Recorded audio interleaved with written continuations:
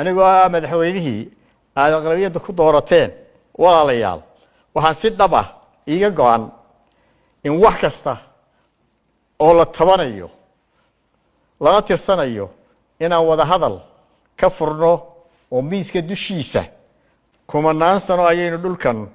ku soo dhaqnayn inagoo intan ka Italian shisheeye ku soo duulay oo inaga awood badan ayaa inaga qaadi kari waayay maantana ma jirto cid awood u leh inay qaado meel cid kale ay degan tahay ama ka riixi karta walaalayaal dawladnimada dadka oo dhan baa leh sidaa awgeed madaxweyne ahaan waxa igu waajib ah bismillahir rahmaanir rahiim wa sallallahu ala sayyidina muhammad wa ala alihi wa sahbihi ajma'in shacbiga reer Soomaaliland dhamaantii gaar ahaan shacbiga magaalada Boorame guud ahaanna gobolka Awdal gobolka xadaaradda nabadda iyo aqoonta ee Soomaaliland assalaamu calaykum waraxmatullaahi wabarakaatuh caawa waxaan tacsi tiiraanya leh u dirayaa dhammaan shacbigii ku geeriyooday mudaharaadkii ka dhacay magaalada Boorame xalay ilaa maanta sidoo kale waxaan alla uga baryayaa inuu boogadhayo dhammaan dadkii nagaga dhaawacmay shacab iyo ciidanba waxay ahayd dhib laga baaqsan karayay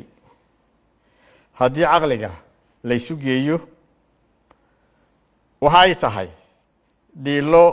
iyo dhagxumo aan dhagaha reer Soomaaliland u wanaagsanayn waxaan murugada iyo xanuunka la qaybsanayaa dhammaan eheladii iyo qaraabadii ay waxyeeladu ka soo gaadhay mudaharaadka ilaahayna waxaan inooga baryayaa inuu dhibta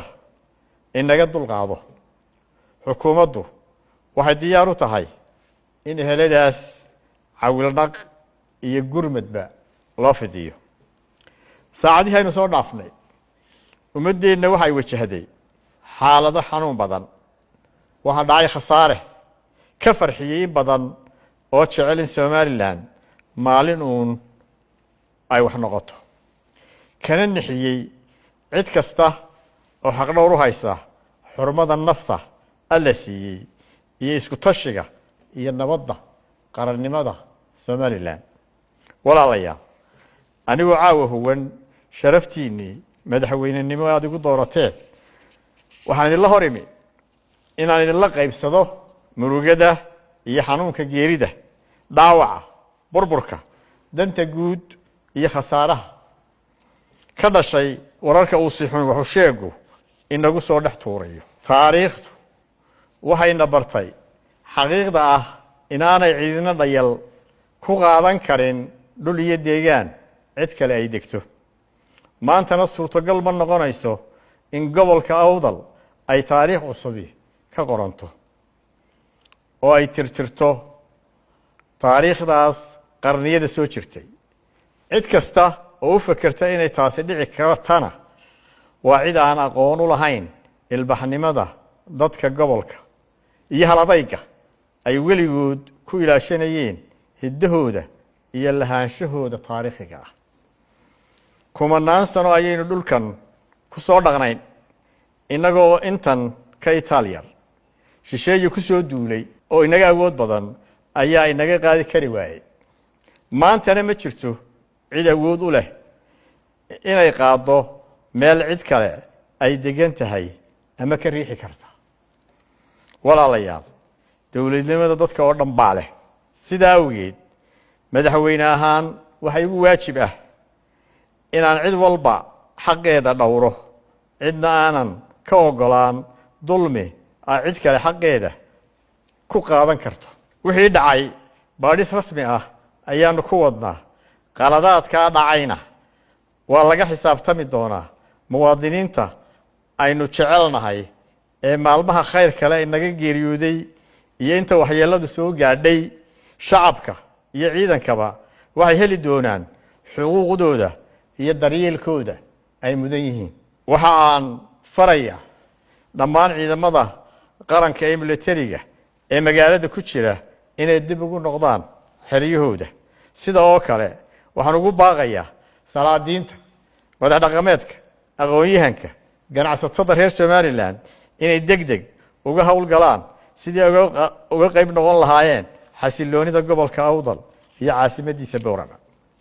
walaalayaal hal la isdejiyo noloshii magaalada caadi hal lagu soo celiyo cibaadada Alle ha loo jeesto shaqooyinka ha lagu noqdo mas'uuliyiinta odayaasha sharafta leh ee dhaqanka iyo waxgaradkana ha la dhageysto ugu dambeyn anigoo madaxweynihii aad aqlabiyada ku doorateen walaalayaal waxaan si dhab ah iiga go'an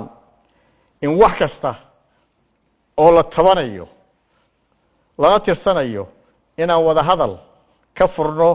oo miiska dushiisa ku xallino tiyo aan dhiig inaga daadan